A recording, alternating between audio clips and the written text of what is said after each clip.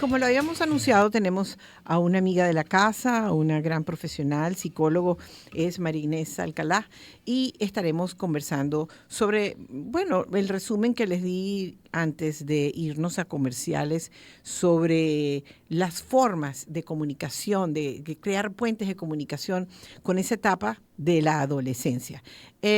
Por supuesto, mucho está sobre el tema con el recién seriado que se llama Adolescencia, y lo difícil que fue entender la conducta de este joven en la película, pero está basado en varios hechos que sucedieron en Inglaterra, según el resumen del director y de los productores.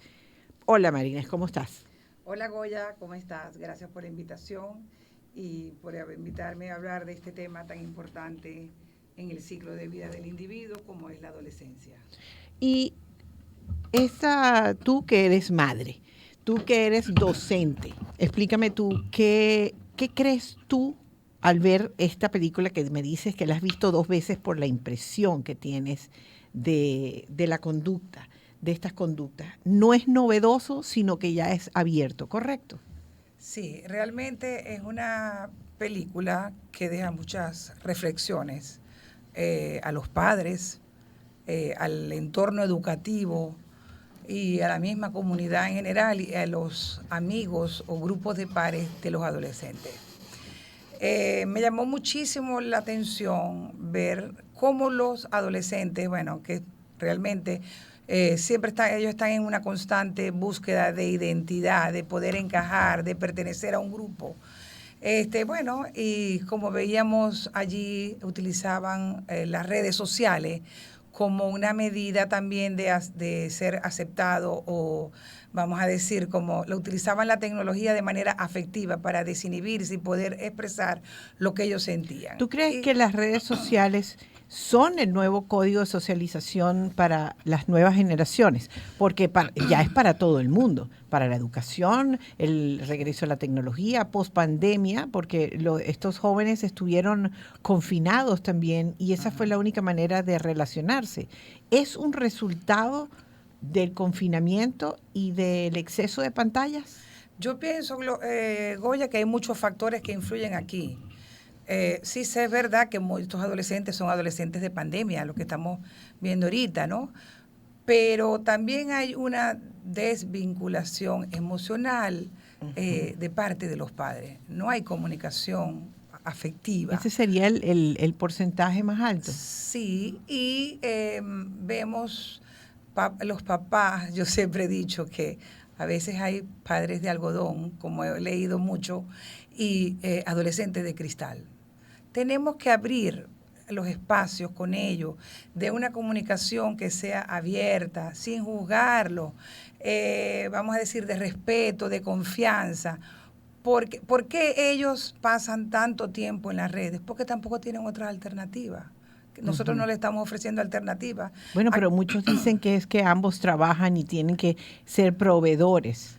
Sí, Entonces, para ellos solamente tienen el tiempo de llevarlos a jugar, de llevarlos a hacer deporte, de llevarlos al colegio. Ya ni siquiera hay una conversación alrededor de la mesa. sí. Yo pienso que debe haber, y se lo digo a los papás en consulta, no es el tiempo, las horas, es la calidad que tú le puedes brindar a tus hijos. Porque nos hemos convertido en como si fueran ellos también unos robots. Se montan en el carro cuando vienen del colegio y le dicen, ¿cómo te fue? Ajá, te pusieron tarea. Bueno, al llegar a la casa, come, recoge las cosas, haz la tarea, haz esto, haz aquello. Más nada.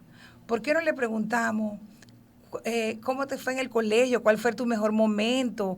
Háblame de tus amigos. ¿Qué fue lo que te gustó de las clases? ¿Qué no te gustó? Bueno, ahora que hablas de amigos, es que tú decías, incluso antes de salir al aire, en nuestra generación, la frase dime con quién andas y te diré quién eres, y resulta que ahora no sabes con quién andas porque está la tecnología.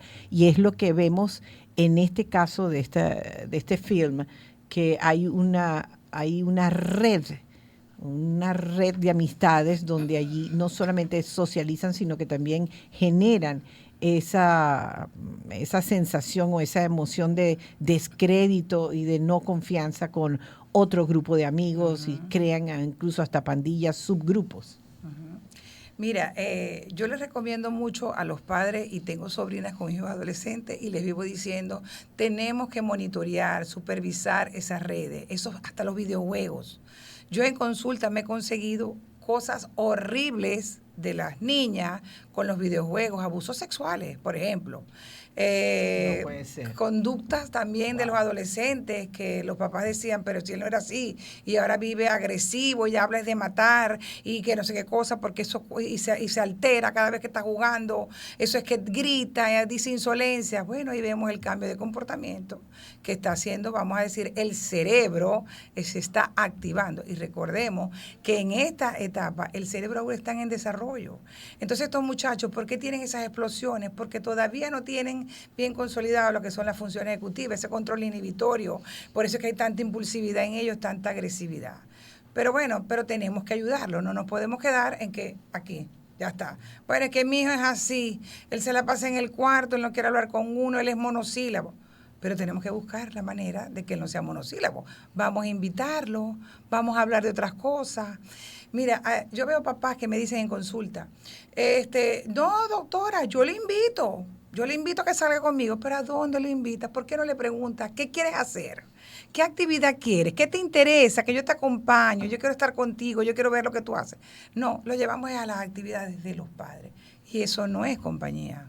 Eso es una comodidad de parte de los papás. O sea, no dejo yo de hacer mis cosas, me hago que traigo a mi hijo, pero realmente su hijo, por eso es que no quiere hablar con él, no quiere salir con él, porque son actividades que no son de interés para él. Se habla en este momento y este nuevo código que es Incel. Tú hablaste incluso de algodón, de cristal, pero ahora se habla de este Incel, que son varones que no están de acuerdo con, yo creo que es una formación de un narcisista, o no sé, pero de forma violenta, ¿no? Claro. Entonces, ¿cómo descubrir esos nuevos códigos cuando estamos nosotros como 3 generaciones más arriba? Bueno, por eso te digo, tenemos que supervisar, tenemos que ver en qué se meten. Yo les digo a los papás, pónganles control parental. Yo no soy de las que te digo, quítale el teléfono, quítale la internet, pero tienes que supervisarlo, tienes que tener un horario. Además, un niño, por lo menos como en el caso del de la película, que tiene 13 años, la Organización Mundial de la Salud lo ha dicho. ¿Qué dice? Hasta los 14 años tú no debes tener un aparato, un dispositivo. La recomendación es hasta los 14 años. Hasta los 14 años. Pero es que es un consolador. Lo ves incluso con madres que están muy ocupadas y ya le dan una pantalla a un bebé de 1 año para que vea películas o juegue con Pega Pig. Así es. Mira, yo te voy a decir, yo viví hace poco una sobrina, tenía un bebé, y ella le ponía la pantalla para comer, y yo le decía, quítale la pantalla, él no tiene que comer con pantalla, no es que si no, no come. Pues mi amor, tírate al piso, hazle el avioncito, aquí viene la comida y tal, y que cual, para que tú veas que él va a comer, pero ¿por qué le vas a dar la pantalla? Y es un momento que tú vas a hacer conexión con él. Bueno, pero es difícil, yo no sé si es tan más difícil trabajar con los papás que con los mismos adolescentes. Ahora, fíjate que incluso tú hablabas de cómo te conmovió esta película y la viste por segunda vez como interés científico y decía, porque siempre se dice que la culpa es de los padres, la responsabilidad es de los padres. Sí. La culpa aquí en esta película, vamos a decirlo, en todo lo que sucedió, yo pienso que hay muchos factores que están involucrados. Claro. No solamente los papás, es también el entorno educativo, los amigos, las redes, son múltiples factores. Pero a mí, por ejemplo, me impactó mucho, yo que soy docente en una universidad, y yo me imaginaba llegar a un salón y conseguirme el grupo de alumnos en esa actitud alborotada, grosera, irrespetuosa. Yo decía, no, es que aquí no hay límites. Eso, lamentablemente, estos profesores también hay un vacío allí. No hay límites, no hay respeto a la autoridad. ¿Cómo permitían que se burlaran de los otros?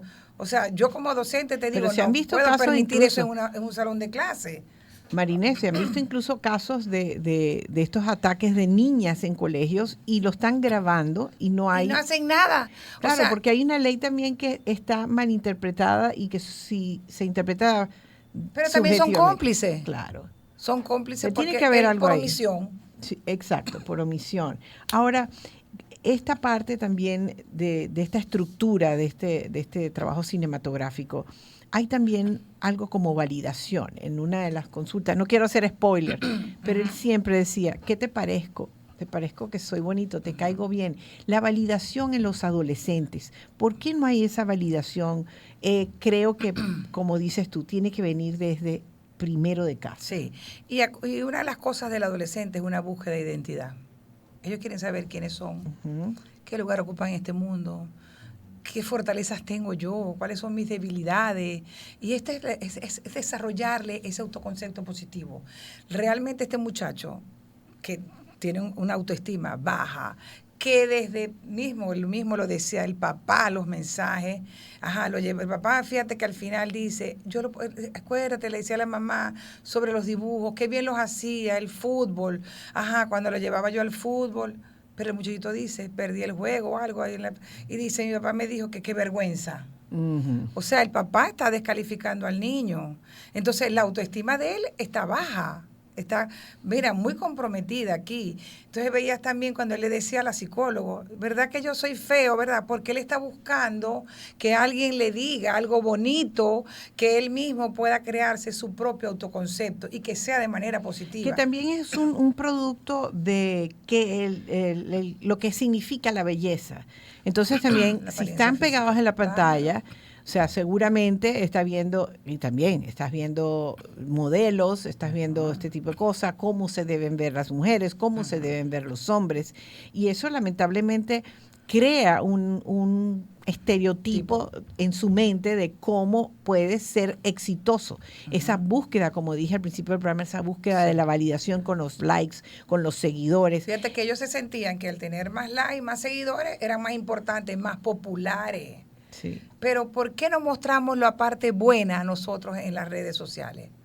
Es decir, la parte negativa, lo que estamos sintiendo. Ellos tratan es de aparentar algo que realmente no es lo que están viviendo, no es lo que están sintiendo. Solo por buscar validación. Por buscar validación, correcto.